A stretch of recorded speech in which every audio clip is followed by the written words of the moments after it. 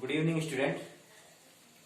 सो अभी तक जो हमने पढ़ाई जो मैंने अभी तक आपको बताया था, लास्ट जो मेरा वीडियो था उसमें मैंने आपके लिए सबसे पहले तो मैंने आपको उसमें क्लास वगैरह बता दिया था, क्लास का सिंटेक्स बता दिया था। और क्लास में मैंने उस दिन आपको मेनली जो बताया था, मैंने आपको कंस्ट्रक्टर बताए थे कि कंस्ट्रक्टर होता क्या है and how many types of constructor. अगर आपने देखा होगा कि जिसने अगर वीडियो देखा होगा तो आपको समझ में आएगा कि मैंने कंस्ट्रक्टर बताया था and different types of constructor को मैंने बताया था कि 3 टाइप के कंस्ट्रक्टर होते हैं, default constructor, parameterized constructor and third one is copy constructor. Okay, तो आज हम उन तीनों कंस्ट्रक्टर को जो प्रोग्रामिंग में कैसे यूज होता है कि हम कोई भी प्रोग्राम को यानी किसी भी प्रोग्राम में हम कंस्ट्रक्टर को यूज कैसे करते हैं एंड उसको डिक्लेयर कैसे करते हैं एंड उसको डिफाइन कैसे करते हैं। Declare definition you know very well, अच्छे से जानते हो क्या डिक्लेयर करना होता है और क्या डेफिनेशन होती है। आपको मैंने उस दिन के वीडियो में आपको बताया था। तो आज मैं जो आपको बताने वाला हूं मेनली के कंस्ट्रक्टर को हम अपने प्रोग्राम में या अपने क्लास में कैसे डिक्लेयर करते हैं और डिक्लेयर करने के बाद हम उसको कैसे डिफाइन करते हैं। ठीक है, तो मैं आपको एक प्रैक्टिकल के साथ में बताता हूँ, आपको प्रोग्राम के साथ में। उस दिन हमने क्या किया था, उस दिन हमने अपने प्रोग्राम को मैंने बता दिया था कि ये हेडर, ये तो हेडर फाइल होती है गाइस, आपको सबको पता है। Hash include istream.h, hash include conio.h। इसके बाद मैंने क्लास बनाई थी, किसी भी क्लास के लिए कैसा करते अपन, कॉम्प्लेक्स नाम थी, क्लास कॉम्प्लेक्स लिया था। आफ्टर दैट मैंने इसके अंदर किसी भी क्लास के अंदर मैंने आपको बताया था एक डेटा मेंबर और मेंबर फंक्शन रहता है। और डेटा मेंबर को हम कहां पे लिखते हैं, हमेशा प्राइवेट एक्सेस स्पेसिफायर में लिखते हैं। और मैंने यहाँ पे क्या लिया, इंट रियल एंड इमेज, ये मैंने उस दिन कर दिया था। ये हमारा डेटा मेंबर होता है। एंड पब्लिक एक्सेस स्पेसिफायर में क्या लेते हैं, मैंने आपको बताया था कि हमारे जो यहाँ पे जो पब्लिक है एक्सेस स्पेसिफायर, वहां पे किसी भी क्लास में यहाँ पे जो हमारी मेथड्स होती हैं या जो हमारे कंस्ट्रक्टर्स होते हैं, ये हमारे मेंबर फंक्शंस कहलाते हैं। तो इसको हम कहाँ पे लिखते हैं, इसको हमेशा हम पब्लिक में लिखते हैं और इसको यहाँ पे हम डिक्लेयर करते हैं मेंबर फंक्शन। जैसे मैंने यहाँ पे लिया complex, also one complex and यहाँ पे एक चीज मैंने एक फंक्शन डिक्लेयर कर दिया वाइड डिस्प्ले। गाइस अब एक चीज समझने वाली आती है जो मैं आपको बताने वाला हूं, और मैं यहाँ पे क्लास को आके टर्मिनेशन कर दिया। कभी भी आप ये चीज मत भूलना, कभी भी हम कोई क्लास बनाएंगे तो हमेशा क्लास में हमें ये टर्मिनेशन जो हम सेमीकोलन लगाते हैं, इसको लगाना कभी मत भूलना आप लोग, क्योंकि ये सबसे ज्यादा जरूरी है। अगर हम ये टर्मिनेशन, क्लास को टर्मिनेशन नहीं करेंगे तो हमारा कभी भी क्लास जो रहेगी सही ढंग से वर्क नहीं करेगी और उसमें एरर आती रहेगी। ठीक है, अब गाइस देखो, उस दिन तो मैंने बता दिया था कि ये हमारा डेटा मेंबर है एंड ये हमारा मेंबर फंक्शन है। ओके गाइस, ठीक है, ये डेटा मेंबर, ये मेंबर फंक्शन। अब देखो तो मैंने उस दिन आपको बता दिया था कि 3 टाइप्स ऑफ कंस्ट्रक्टर होते हैं। तो आज अब उस दिन तो मैंने थ्योरेटिकली बताया था कि थ्योरेटिकली कैसे बता दिया था, लेकिन आज हम प्रोग्राम में कंस्ट्रक्टर को हम बताने वाले हैं। और उस दिन भी आपको बता दिया था कि कंस्ट्रक्टर होता क्या है। मैंने बताया था आपको कि किसी भी ऑब्जेक्ट को इनिशियलाइज करता है। और हमेशा एक, उस दिन मैं एक चीज भूल गया था आपको बताना, जो आज बता रहा हूं, कि जो हमारा कंस्ट्रक्टर नेम है, जो भी हमारा कंस्ट्रक्टर नेम रहेगा वो always same name of the class name. क्या रहेगा, सबसे पहले चीज तो इनिशियलाइज ऑफ एनी ऑब्जेक्ट, तो हम कंस्ट्रक्टर डिक्लेयर कंस्ट्रक्टर बनाते हैं। And second thing is constructor name always same name of the class name। Okay guys, तो ये भी हमारी एक कंस्ट्रक्टर की एक प्रॉपर्टी होती है। और भी प्रॉपर्टीज हैं, रूल्स वगैरह है, मैं आपको आगे चल के बताता जाऊंगा। लेकिन जो अभी हमें मेन डिस्कस जिस पे हमें करना है, 2 चीज हैं कि एक तो हम ऑब्जेक्ट क्रिएट करते हैं कंस्ट्रक्टर के through, and second thing always constructor का जो नेम रहेगा same name of the class name. तो आप देख सकते हैं मेरे इस प्रोग्राम में कि मैंने क्लास क्या ली, मैंने कॉम्प्लेक्स ली है, आप सबको दिख रहा होगा यहाँ पे। और यहीं पे फिर मैंने एक ये कॉम्प्लेक्स नाम का मैंने कॉम्प्लेक्स डिक्लेयर किया है। तो मैंने अभी क्या बोला है कि constructor name same name as the class name. तो यहां पे जो ये चीज मैंने ये कॉम्प्लेक्स लिखी है, देखो यहाँ ये भी कॉम्प्लेक्स है, यहां भी मतलब same name of the class name. Guys यहाँ पे एक चीज हमें बहुत याद रखनी है, क्या ध्यान रखनी है, यहाँ पे अगर मैं यहाँ पे क्लास कॉम्प्लेक्स में अगर कैपिटल कॉम्प्लेक्स कैपिटल सी लेता हूं यहाँ पे, तो आपको मैंने क्या बताया कि constructor name always same name of the class name. तो अगर यहाँ पे कैपिटल सी है तो मुझे यहां भी कैपिटल सी ही लेना पड़ेगा। ये आप सबसे ज्यादा आप ध्यान रखिए, ये आपको रिमेंबर करके रखना है कि मैं फिर से एक बार और बोलूंगा कि constructor name always same name of the class name.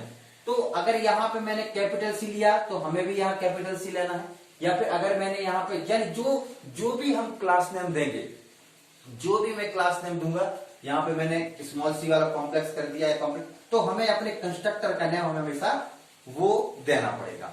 ऐसा नहीं कि ऊपर आपने कैपिटल सी दे दिया, यहाँ पे आपने स्मॉल सी दे दिया, तो डेफिनेटली आपके प्रोग्राम में एरर आएगी। आपको वहां पे अनडिफाइंड करके एक एरर आती है, वो आप देखो चेक, आप जब प्रोग्राम करेंगे आप अपने लैपटॉप पे या डेस्कटॉप पे करेंगे, आपको उस टाइम आपको ये एरर देखने मिलेगी। तो देखिए हमारा एक चीज क्लियर हो गया कि ये जो हमने कंस्ट्रक्टर बनाए हैं ऑलवेज क्लास नेम होता है। अब आपके दिमाग में एक चीज आएगी कि सर ये आपने क्या किया है, ये क्या है, ये क्या है, और ये वॉइड डिस्प्ले ये क्या है। तो मैं आपको बताता हूं, अब चीज थोड़ा समझने वाली है कि ये जो मैंने किया है कॉम्प्लेक्स, ये उस दिन मैंने आपको बताया कि there are 3 types of constructor, default constructor, this is the default constructor. ये जो होता है हमारा, ये हमारा डिफॉल्ट कंस्ट्रक्टर होता है। और डिफॉल्ट कंस्ट्रक्टर क्यों है ये, क्योंकि इसके अंदर मैंने आपको उस दिन बताया था कि डिफॉल्ट कंस्ट्रक्टर के अंदर हम कोई भी वैल्यू या पैरामीटर को हम पास नहीं करते हैं। तो यहाँ पे आप देखिए मैंने क्या किया, मैंने यहाँ पे कोई भी वैल्यू या पैरामीटर पास नहीं करेंगे। बाय डिफॉल्ट ये क्या, हमेशा इसको हम क्या मानते हैं, 0 और 0।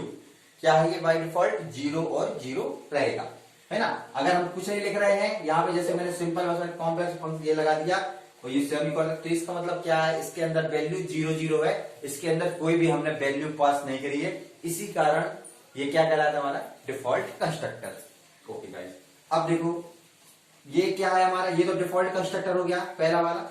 ये क्या है, कॉम्प्लेक्स, इसके अंदर मैंने एक इंटीजर हमने वैल्यू पास कर दी है, आप देख रहे होंगे। This is called parametrize constructor. क्यों है पैरामेट्राइज कंस्ट्रक्टर, पैरामेट्राइज कंस्ट्रक्टर इसलिए ये क्योंकि इसके अंदर हमने 2 वैल्यू को पास किया है, 2 वैल्यू पास कर दी हमने, तो ये हमारा पैरामीटर कंस्ट्रक्टर हो गया। 3 वैल्यू, क्या आपको जो भी वैल्यू पास करनी, मतलब वो एक प्रकार का क्या उसके अंदर वैल्यू पास कर रहे हैं या पैरामीटर पास कर रहे हैं, तो इसको हम क्या बोलते हैं, पैरामेट्राइज कंस्ट्रक्टर। थर्ड थिंग है कॉपी कंस्ट्रक्टर है, अभी मैंने प्रोग्राम में उसका यूज नहीं किया है, आगे जब हम प्रोग्राम बनाएंगे तो कॉपी कंस्ट्रक्टर। और कॉपी कंस्ट्रक्टर मैंने आपको बताया था कि हम एक ऑब्जेक्ट से दूसरे ऑब्जेक्ट को कॉपी करते हैं, that is called copy constructor. अब एक चीज ये हमने यहाँ पे क्या किया, वॉइड डिस्प्ले नाम का हमने यहाँ पे एक फंक्शन डिक्लेयर किया है। ये क्यों किया है कि हमें जो भी हमें आउटपुट अपना डिस्प्ले करना है, इसलिए हमने यहाँ पे डिस्प्ले फंक्शन को डिक्लेयर किया है। ओके गाइस, तो ये 3 चीजें, तो हमने क्या कर दिया, यहाँ पे डिफॉल्ट कंस्ट्रक्टर यूज कर दिया, यहाँ पे हमने पैरामीटराइज कंस्ट्रक्टर कर दिया, और यहाँ पे हमने क्या कर दिया, वॉइड डिस्प्ले फंक्शन का यूज कर दिया। तो ये अब एक चीज और ध्यान देने वाली है कि मैंने ये क्या किया है, मैंने ये यहाँ पे इनको मैंने डिक्लेयर किया है। डिक्लेयर इन द सेंस कि यहां सिर्फ मैंने डिक्लेयर किया है, लेकिन आपको ये चीज पता होना चाहिए कि कोई भी चीज अगर डिक्लेयर है तो उससे हमारी पूरा आउटपुट नहीं आ सकता, हमें उसके लिए कुछ ना कुछ डेफिनेशन लिखनी पड़ेगी। क्योंकि अगर हम सिंपल डिक्लेयर कर देंगे तो हमें अंदर जो भी हमारा कंपाइलर रहेगा या जो हम प्रोग्राम वगैरह हम एग्जीक्यूट करेंगे तो उसको पता नहीं चलेगा कि आप, जैसे मैंने यहाँ पे एक डिफॉल्ट कंस्ट्रक्टर कर दिया या मैंने यहाँ पे पैरामेट्राइज कंस्ट्रक्टर कर दिया, तो यहाँ पे उसको पता ही नहीं चलेगा कि इसके अंदर है क्या और हम क्या प्रिंट करा रहे हैं, क्या हमारा आउटपुट आएगा। तो ये सब चीज करने के लिए हमारे लिए इसका डेफिनेशन लिखना जरूरी है। तो एक चीज और है कि अगर हमें डिफाइन करना, हमें अपने इस प्रोग्राम में डेफिनेशन लिखनी है, तो there are two ways for definition. ये तो डिक्लेरेशन हो गया, तो हम 2 तरीके से डेफिनेशन कर सकते हैं। सबसे पहले चीज, एक तो मुझे क्या करना पड़ेगा, यहीं पे जो क्लास है हमारी, इसी के अंदर हम इसको डिफाइन कर देंगे, या फिर मैं ये जो क्लास है आपका टर्मिनेशन के बाहर यहां पे मैं फॉर स्कोप रिजोल्यूशन ऑपरेटर, कौन सा, स्कोप रिजोल्यूशन ऑपरेटर। गाइस ये थोड़ा ध्यान देने वाली बात है, क्योंकि ये पूछते हैं scope resolution operator. Scope resolution operator में क्या करते हैं हम, ये दिस इज द, इससे इस प्रकार से हम डिनोट करते हैं। इसको हम डिनोट कैसे करते हैं स्कोप रिजोल्यूशन ऑपरेटर के द्वारा, ये जो इसका ये साइन होता है स्कोप रिजोल्यूशन ऑपरेटर के द्वारा।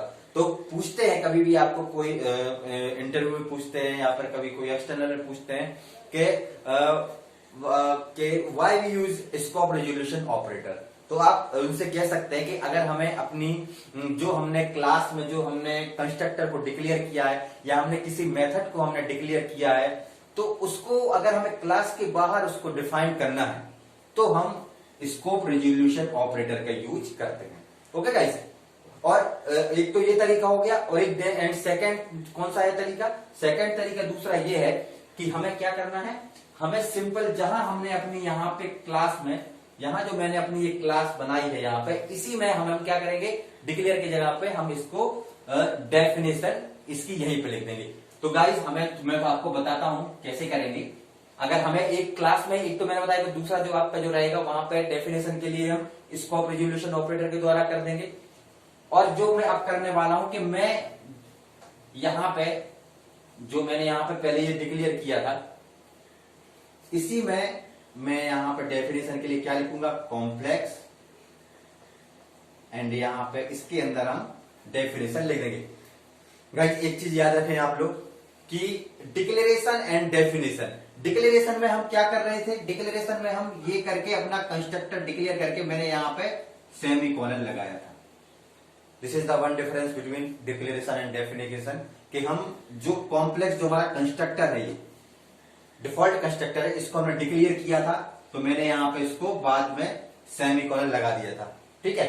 लेकिन जब डेफिनेशन लिखेंगे, हम डेफिनेशन लिखेंगे तो हमें यहाँ पे सेमीकोलन नहीं लगाएंगे, और यहाँ पे आगे जो हमारा ये करली ब्रेसेस, इसके अंदर हम क्या लिखेंगे, मैंने क्या बताया था कि हम जो डिक्लेयर किया उसको हमें डिफाइन करना है। तो आपको बताया कि ये हमारा एक डिफॉल्ट कंस्ट्रक्टर है, तो इसको हम यहाँ पे डिफॉल्ट में क्या था आपको बताया था, अगर डिफॉल्ट है तो इसकी वैल्यू अंदर क्या रहती है हमारे यहाँ पे 0 एंड 0, तो यहाँ पे क्या हो जाएगा, जो data type real equal to 0 and imaginary equal to 0।